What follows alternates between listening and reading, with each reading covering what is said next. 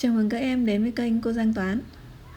Hôm nay cô hướng dẫn các em học sinh lớp 8 củng cố kiến thức và rèn kỹ năng giải bài tập trong sách giáo khoa.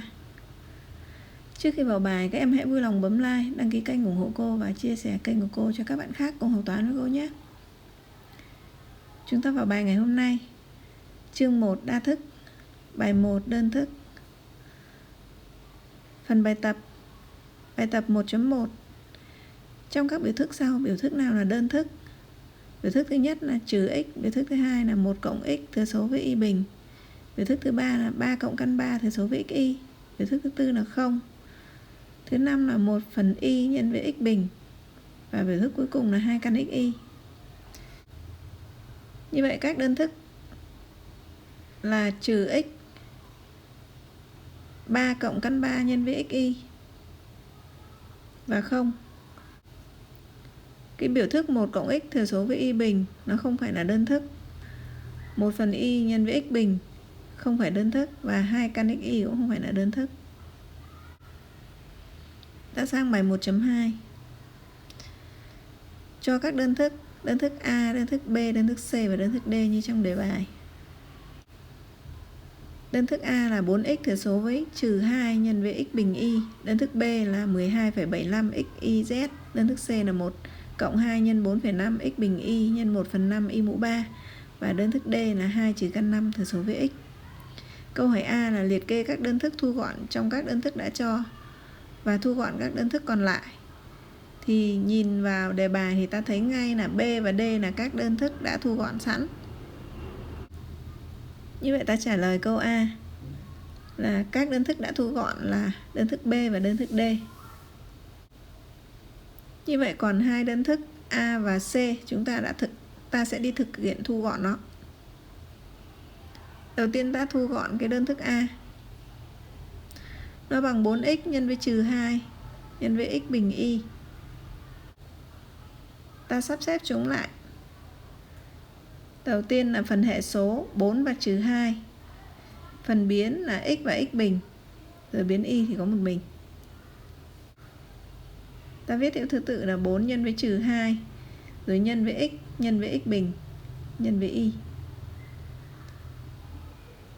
Ta thực hiện thu gọn. 4 nhân trừ 2 là trừ 8. X nhân x bình là x mũ 3. Còn gắn y vào. Như vậy đến đây ta thu gọn xong cái đơn thức A.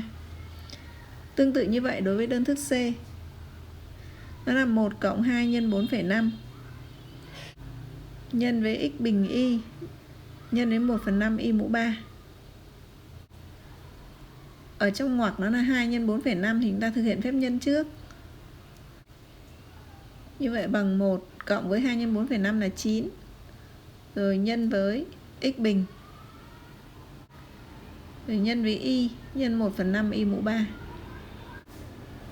1 cộng 9 là 10, nhân với hệ số là 1 phần 5 ta xếp ra ngoài. Ta sắp xếp đó. Nhân với x bình rồi nhân y mũ 3. Bây giờ ta thực hiện thu gọn lại. 10 nhân 1 phần 5 thì bằng 2. Nhân x bình, y nhân y mũ 3 là y mũ 4. Ta sang câu B là với mỗi đơn thức nhận được hãy cho biết hệ số, phần biến và bậc của nó. Thì để biết hệ số, phần biến và bậc của nó chúng ta nên lập bảng. Viết cho nó gọn. Ở cột thứ nhất ta ghi là đơn thức, hệ số, phần biến và bậc theo đúng thứ tự đề bài cho. Ở cột thứ hai ta ghi biểu thức A lớn. Thì nhìn vào bài ta thấy biểu thức A có hệ số bằng trừ 8. Có phần biến là x mũ 3 y. Và bậc của nó là mũ 3 của x cộng mũ 1 của y là 4. Tương tự như vậy đối với các cái đơn thức B, C và D. Với đơn thức B, hệ số của nó là 12,75. Phần biến là x, y, z. Và bậc là tổng số mũ của x, y, z là 3. Sang cái đơn thức C. Hệ số là 2. Phần biến là x mũ 2, y mũ 4. Và bậc là 2 cộng 4 thì bằng 6. Đến cái đơn thức D. Hệ số của nó là 2 trừ căn 5. Phần biến là x. Và ở đây chỉ có x thôi thì bậc của nó là 1.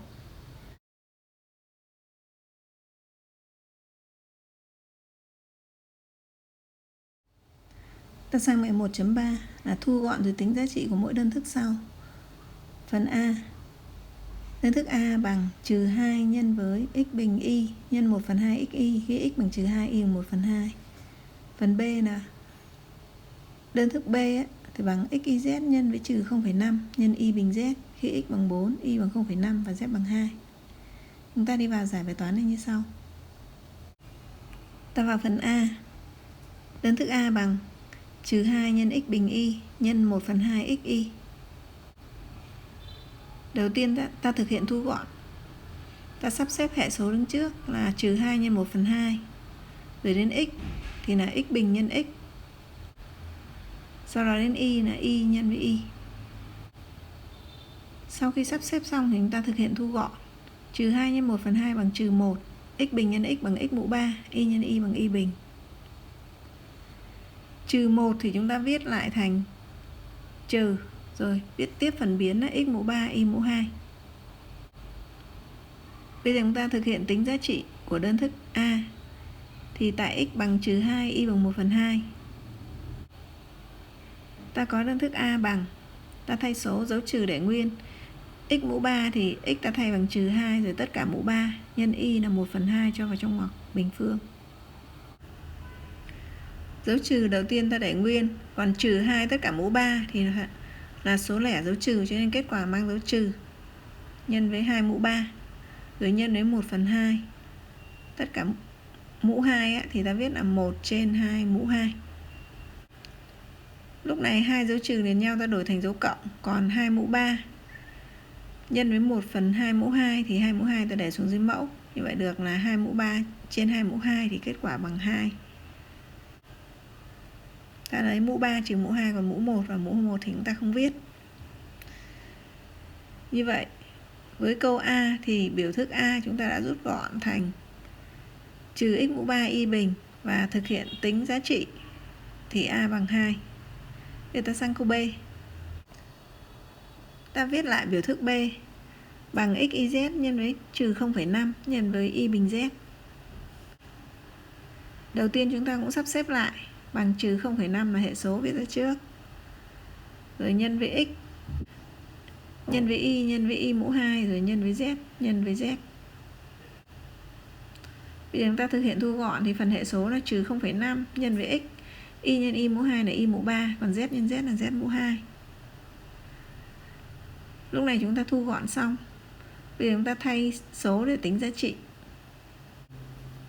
Thì tại x bằng 4, y bằng 0,5, z bằng 2 thì ta có biểu thức B bằng. Ta thay số vào bằng trừ 0,5, nhân x thay bằng 4, nhân y mũ 3 thay bằng 0,5, rồi mũ 3, nhân với z mũ 2 ta thay bằng 2 mũ 2. Ta đổi về dạng lũy thừa cơ số là 2. Thì trừ 0,5 ta đổi thành 1/2. Vậy B bằng trừ 1/2 nhân với 4 chính là nhân với 2 mũ 2, nhân với 0,5 mũ 3 chính là 1/2 mũ 3. Rồi tiếp tục là nhân 2 mũ 2. Vậy bằng trừ 1/2 để nguyên, nhân với 2 mũ 2 cũng để nguyên. Còn 1/2 tất cả mũ 3 ta đổi thành 1 mũ 3 trên 2 mũ 3. Rồi nhân với 2 mũ 2. Thì chúng ta thực hiện nhân tất cả chúng lại. Thì tích mang dấu trừ. Trên tử là 1 nhân 2 mũ 2 nhân 1 mũ 3 nhân 2 mũ 2. Dưới mẫu là 2 nhân với 2 mũ 3. Như vậy bằng trừ. Trên tử cái 1 và 1 mũ 3 bằng 1 ta không viết nữa. Còn 2 mũ 2 nhân 2 mũ 2 là 2 mũ 4. Dưới mẫu 2 nhân 2 mũ 3 cũng là 2 mũ 4. Như vậy lúc này tử và mẫu bằng nhau và dấu của phân thức là bằng dấu trừ. Do đó kết quả bằng trừ 1. Ta sang bài 1.4. Sắp xếp các đơn thức sau thành từng nhóm. Mỗi nhóm chứa tất cả các đơn thức đồng dạng với nhau. 3x mũ 3 y bình trừ 0,2 x bình y mũ 3, 7x mũ 3 y bình, trừ 4y, 3/4 x bình y mũ 3 và y căn 2. Ta vào giải bài toán này như sau. Những cái đơn thức đồng dạng là nó có các phần biến giống nhau, do đó chúng ta nhận thấy 3x mũ 3 y bình và 7x mũ 3 y bình là thuộc một nhóm. Trừ 0,2 x bình y mũ 3 và 3/4 x bình y mũ 3 nhóm thứ hai. Còn trừ 4y với lại y căn 2 chính là nhóm thứ ba, bởi vì y căn 2 chính là căn 2 nhân với y. Do đó ta ghi lời giải như sau. Có 3 nhóm. Mỗi nhóm gồm 2 đơn thức đồng dạng với nhau. Nhóm 1 là 3x mũ 3 y bình và 7x mũ 3 y bình. Nhóm 2 là trừ 0,2 x bình y mũ 3 và 3/4 x bình y mũ 3. Nhóm 3 là trừ 4y và y căn 2. Chúng ta có thể giải thích y căn 2 chính bằng căn 2 nhân với y và cố gắng viết y ra ngoài, đừng đẩy nó vào trong dấu căn, vì nhiều học sinh trong quá trình ghi bài hay ghi nhầm chỗ này.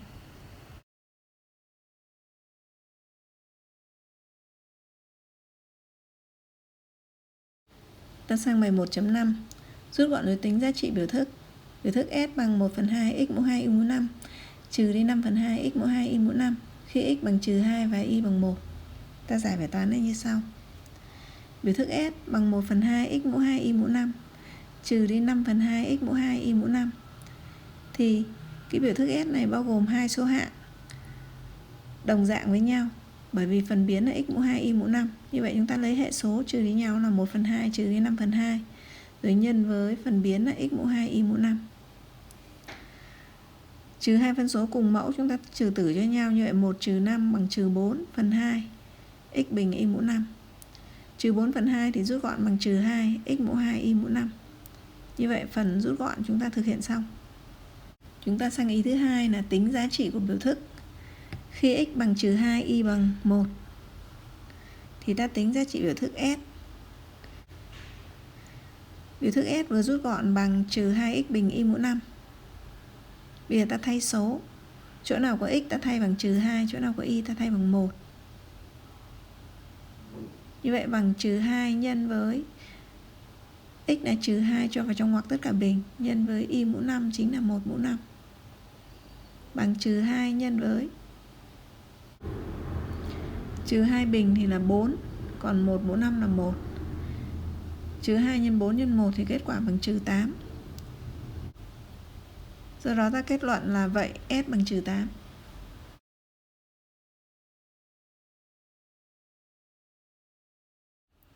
Ta sang về 1.6 là tính tổng của 4 đơn thức.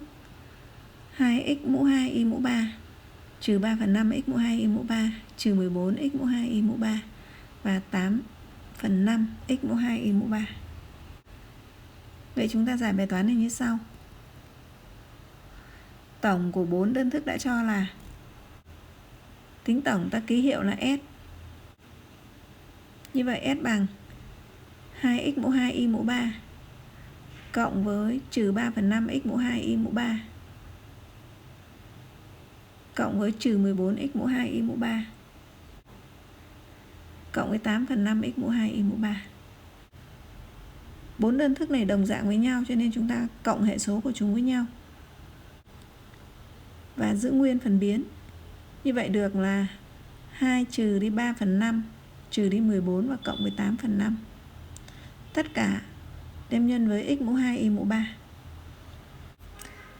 Trong dấu ngoặc các hệ số thì ta thấy có trừ 3/5 và 8/5 là hai phân số cùng mẫu số, cho nên chúng ta thực hiện làm như sau. Ta sắp xếp lại rồi cộng. Như vậy bằng 2 trừ 14 cộng với 8/5 và trừ đi 3/5 thì ta viết là 8 trừ 3 tất cả phần 5. Rồi nhân với x bình y mũ 3. Phần hệ số là 2 trừ 14. Còn cái phân số 8 trừ 3/5 thì 8 trừ 3 là 5, 5/5 bằng 1. Như vậy hệ số nó chỉ còn là 2 trừ 14 cộng 1 nhân x mũ 2 y mũ 3. Thực hiện thu gọn. Thì 2 trừ 14 còn trừ 12, trừ 12 cộng 1 thì còn trừ 11. Phần biến là x mũ 2 y mũ 3. Ta sang bài tập 1.7. Một mảnh đất có dạng như phần được tô màu xanh trong hình bên cùng với các kích thước được ghi trên đó. Hãy tìm đơn thức thu gọn với hai biến x và y biểu thị diện tích của mảnh đất đã cho bằng hai cách. Cách 1. Tính tổng diện tích của hai hình chữ nhật ABCD và EFGC. Cách 2 là lấy diện tích của hình chữ nhật HFGD trừ đi diện tích hình chữ nhật HEBA. Chúng ta vào giải bài toán này như sau. Đầu tiên ta gọi S là diện tích cần tìm. Thì khi đó ta có. Ta vào cách 1 là tính tổng diện tích của hai hình chữ nhật ABCD và EFGC. Thì ta ghi S bằng diện tích của ABCD, ta ghi là S của ABCD cộng với diện tích của EFGC, ta ghi là S của EFGC. ABCD là hình chữ nhật, có kích thước của nó là AD và DC. Người ta cho biết là 2x 2y đó. Còn EFGC cũng là hình chữ nhật, có kích thước của nó là CG và GF. Thì CG bằng y và GF thì bằng 3x. Trên hình có. Ta thay số vào. AD nhân DC là 2x nhân 2y. CG nhân GF thì bằng y nhân với 3x. Chúng ta thực hiện tính. 2x nhân 2y là 4xy cộng với y nhân với 3x là 3xy. 4xy cộng 3xy nó là hai đơn thức đồng dạng, chúng ta thực hiện cộng được là 7xy. Tiếp theo ta sang cách thứ hai là lấy diện tích của hình chữ nhật HFGD trừ đi diện tích hình chữ nhật HEBA. Nên ta ghi S bằng diện tích của HFGD, tức là S của HFGD trừ đi diện tích của HEBA, chính là S của HEBA. Nó là hai cái hình chữ nhật. Thì bằng tích hai kích thước của nó. Như vậy diện tích của HFGD nó chính bằng FG nhân với DG. Còn diện tích của HEBA nó chính bằng AH nhân với AB. Như vậy là S bằng FG nhân DG trừ đi AH nhân với AB. Dựa vào hình vẽ thì ta nhìn thấy FG thì có là 3x rồi. Còn ở đây DG thì nó chính là DC cộng với CG. Trừ đi AH thì chúng ta tính bằng cái đoạn FG trừ đi AD. Rồi nhân với AB thì chúng ta đổi thành DC. Bởi vì DC chúng ta nhìn ra được cái nó bằng 2y đó. Ta thay số vào.